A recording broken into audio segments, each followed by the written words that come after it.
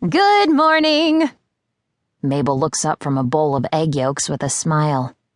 Her thick gray hair is pulled back in a bun, and her chubby cheeks are rosy like always. She reminds me of a sassy Mrs. Claus, minus the furry red dress and spectacles. Morning.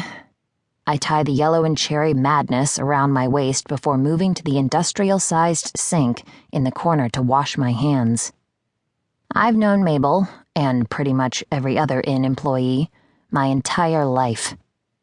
Nearly everyone Ellen hires is from our hometown, a tiny dot on the map named Copper Springs.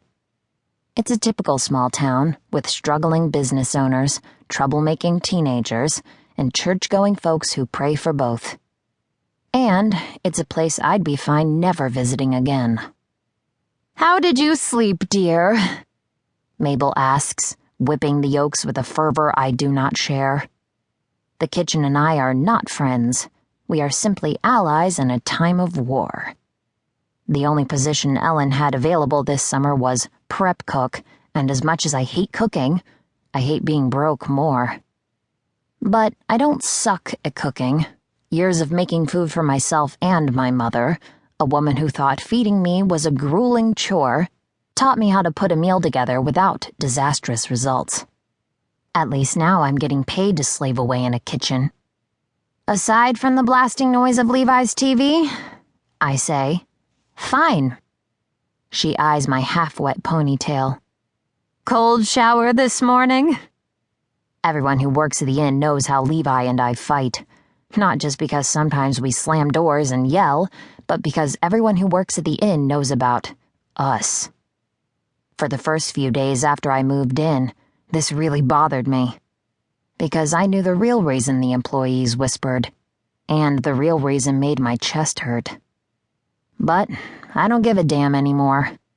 If Levi and I provide some sort of tragic entertainment for them, so be it. I look down at the list of menu items for the morning. Yes, the spawn of Satan strikes again. Mabel laughs like she always does when I talk about Levi, her round cheeks glowing. Even though she's like 60, I'm pretty sure she has a cougar crush on him. And if I didn't love Mabel so much, it would totally gross me out. That Levi is something else, she coos. Something selfish, maybe. She pours the yolks into a pan. Something delicious. Gross. But true. What's delicious? Haley, the curvy 35-year-old who runs the front desk, enters the kitchen through the back door and peers into a bowl of chocolate chips before popping a few in her mouth. Haley gossips almost as much as Mabel. She also has a minor addiction to chocolate. I watch her shovel more of the chips into her mouth. Okay, major. Levi, Mabel answers, wagging her eyebrows. He is scrumptious. Haley tucks her shoulder-length black hair behind her ear and gives me a dirty smile. I'd lick him from head to toe and back to head again. Good God.